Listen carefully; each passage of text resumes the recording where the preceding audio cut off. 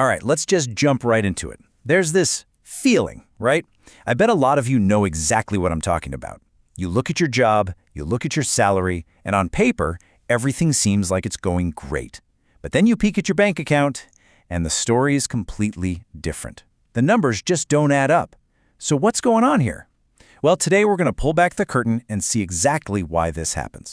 I mean, does that sound familiar? If it does, you're definitely not alone. And here's the most important thing I want you to hear. This isn't some personal failure. It's not because you're bad with money. No, it's a symptom of something way, way bigger. Yep, that's right. It's not a coincidence. That feeling of being on a financial hamster wheel, you're earning more, but you're not actually getting ahead, it's the result of a system. And we're going to call this system the salary trap. So let's break down exactly how it works, starting with the first and maybe the most clever part of the trap.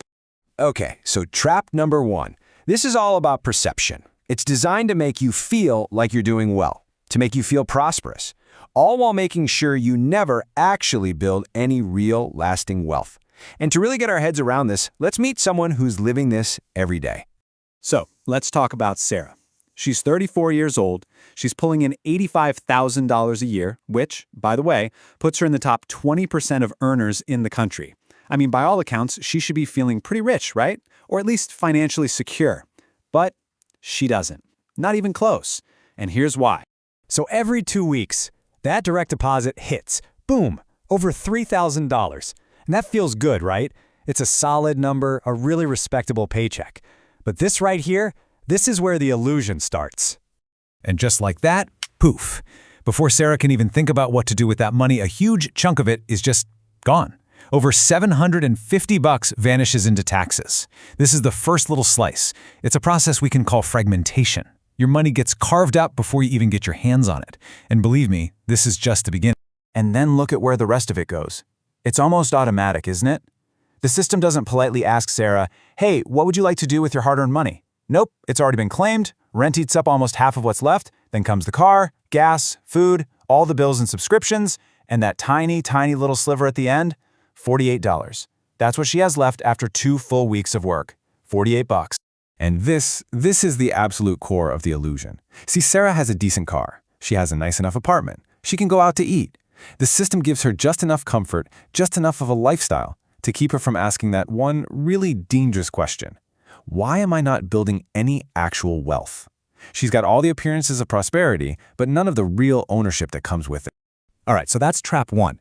Now let's move on to trap number 2, because this is where it gets even more, well, insidious. This is the part of the system that keeps you stuck, even when you start making more money. We call these the golden handcuffs, and the crazy part is, we're often the ones who lock them on ourselves. So what drives this? It all comes down to one simple concept: lifestyle inflation. You know how it goes. You finally get that raise, or you land a better paying job, and almost like magic, your expenses just expand to eat up that new income. It feels like you're making progress, but what's really happening is the trap is just tightening its grip.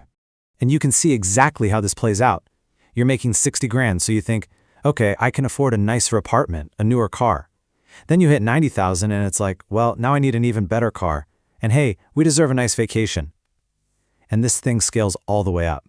You could be a CEO making $500,000 a year and be just as broke, just as trapped, because your massive lifestyle eats up every single penny. Each step up the ladder just locks you in tighter.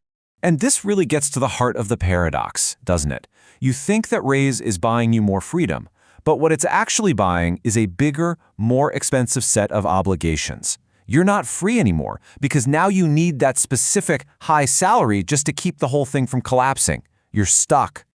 Okay, so if a bigger salary isn't the key to freedom, then what is? This is where we have to make a really fundamental shift in how we think about money. It's time to completely redefine what the word wealth actually means to us. Let's be super clear about this, because this is probably the most important distinction we can make. Income, that's just how much you earn.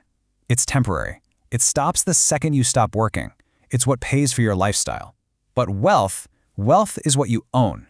It's your assets, your savings, your investments. It's permanent, and its only real job is to buy your freedom. So I want you to let that sink in for a second. It is not about how much you make. Someone earning 300 grand a year can be just as trapped, just as broke as someone making 30 grand. The only number, The only number that actually matters when it comes to freedom is the gap, the space between what you earn and what you spend. That's it.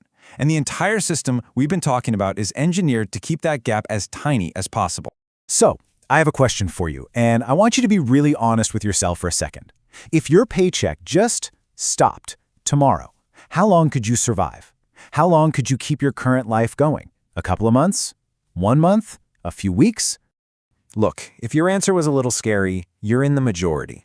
Over 60% of professionals couldn't keep their lifestyle going for more than 1 single month without a paycheck. Think about that. That's not security. That's not freedom. That's a very, very comfortable prison. But the good news is, once you can see the bars, you can start to figure out how to break out. All right, so this is the part that really matters. How do we break free? Because just seeing the trap is the biggest first step you can take.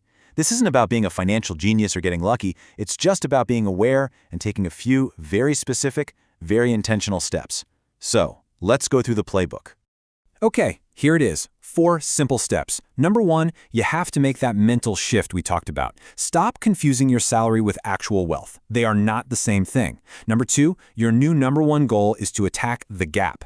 Make that space between your income and expenses as wide as possible. Third, you take all that money from the gap and you redirect it. You buy assets, things that make you money, not liabilities which just take money away. And finally, number 4, you build what's called optionality. That means saving up 3 to 6 months of your living expenses. And let me tell you, optionality, that is the real power. Because the second you don't need your next paycheck to survive, the entire game changes. Suddenly, you're in a position to negotiate for a real raise. You can take that risk and start your own thing. You can finally walk away from that job you hate. You stop operating from a place of need, and you start operating from a place of power. So let's wrap it up with this one final thought. The real goal isn't just to earn more money. The goal is to become independent from the need to earn that money. Because the moment you achieve that, the moment you don't need the salary, that's when you're finally truly free. The salary trap is very real, but it's not a life sentence. And now that you see it, the choice of what to do next is yours.